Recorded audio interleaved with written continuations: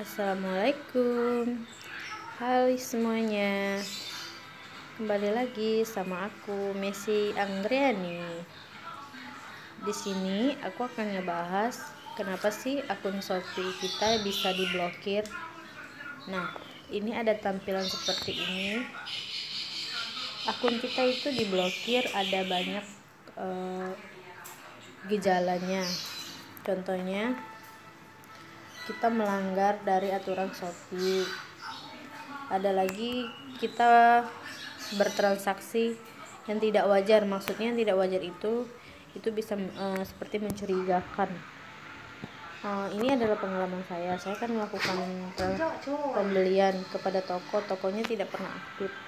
Terus saya diminta untuk melakukan transaksi di luar Shopee. Dia memberikan link kepada saya untuk WA kepada toko mereka. Nah, terus mereka memberikan link, terus saya klik. Saya pikir itu tidak apa-apa, ternyata akun saya diblokir. Nah, di situ saya bingung kan, bagaimana sih cara mengembaliin akun kita yang udah diblokir atau udah dibekukan. Akhirnya saya email ke pihak Shopee dan alhamdulillah akun saya kembali. Saya akan menceritakan bagaimana kronologi saya bisa diblokir akun Shopee.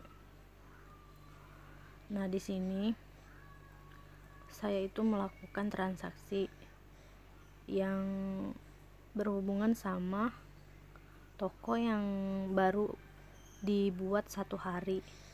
Saya pikir tidak masalah kan. Terus saya chat, saya bilang itu udah saya check out dan sudah saya payment. Saya tanya barangnya masih ready kan? Terus dia menjawab ready. Nah, terus kata si toko tersebut bisa lanjut di WA. Nah, saya pikir nggak ada masalah, nggak akan ada masalah yang muncul. Mereka WA saya memberikan link, terus saya klik dan itu masukkan kode gitu. Ternyata bener, itu kayak kode OTP gitu. Nah, buat kalian kalau ada yang mengirimkan dari pihak manapun yang mengatasnamakan Shopee atau yang berhubungan yang lain-lain, itu jangan mau. Ini pengalaman pribadi saya. Nah, saya klik kan, terus muncul masukkan kode. Saya coba gagal. Terus saya bilang ke yang penjualnya, saya chat, kata saya kok itu gagal terus ya. Kata dia jawab lagi, masukin lagi yang terbaru kodenya. Dan saya pada saat itu belum tahu kalau saya itu lagi mau ditipu sama si penjual tersebut.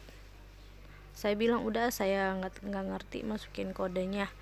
Nah, saya chat lagi lewat Shopee, kapan barangnya bisa dikirim. Terus dia jawab, pembayarannya bukan lewat transfer ya, kata dia gitu. Saya kan menggunakan Shopee Pay Later. Nah, kata dia, Mbak itu di cancel aja dulu, nanti lakukan pembelian ulang. Terus saya jawab, ya udah, saya cancel. Tapi pas saya cancel nggak bisa, biasanya kan bisa di cancel, dibatalkan gitu kan. Nah, di sini nggak bisa. Terus saya chat dia, Mas nggak bisa ini dibatalkan, tolong pihak kalian yang batalin, nanti saya ubah pembayaran, seperti itu.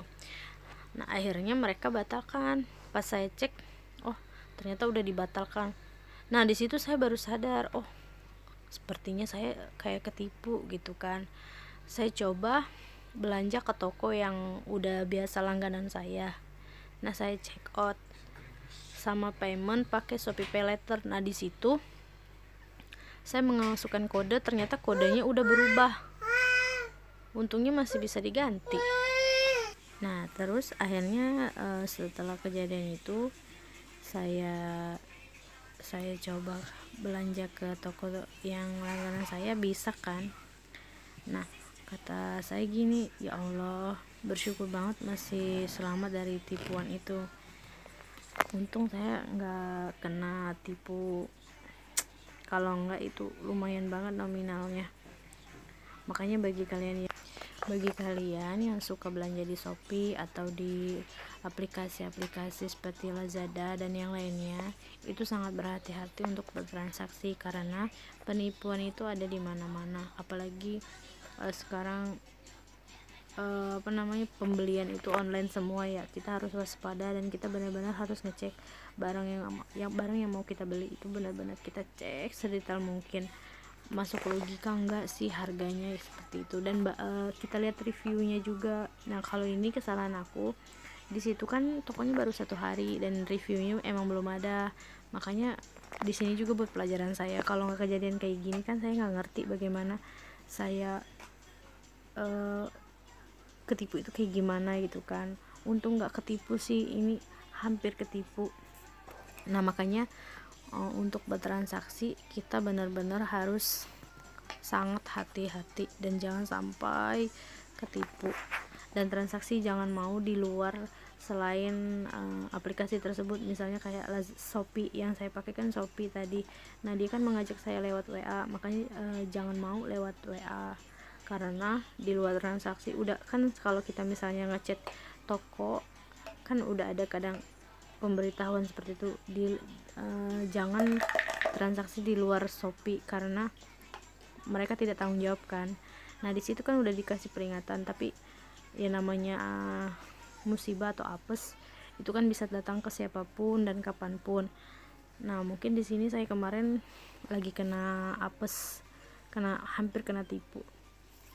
Nah bagi kalian kalau misalnya terjadi kayak seperti itu, kalian gak usah panik atau seperti apa, cuman kalian harus langsung hubungi pihak Shopee.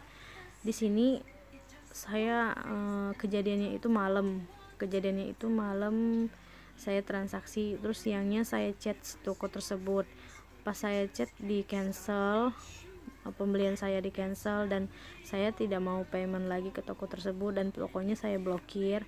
Nah pas 2 jamnya ke depan saya buka aplikasi saya keblokir dan muncul tulisan kayak seperti itu. Saya masukin nggak bisa, saya masukin nomor handphone nggak bisa. Terus saya bingung kan, saya diemin, ternyata tetap nggak bisa. Akhirnya saya telepon customer service-nya, nggak nyambung. Saya pusing, ya udah saya lihat review orang yang pernah keblokir kayak gimana gitu. Saya lihat di YouTube, saya lihat di Google, saya lihat di blog gitu. Dan akhirnya saya email ke pihak Shopee dan alhamdulillah dapat balasan yang memuaskan. Karena kan sayang banget kalau akun kita dibekukan atau diblokir seperti itu. Apalagi masih banyak saldo Shopee Pay-nya, sayang banget. Makanya saya langsung email dan emailnya alhamdulillah langsung dibalas. Pertama pengaduan dibalasnya sekitar 2 jam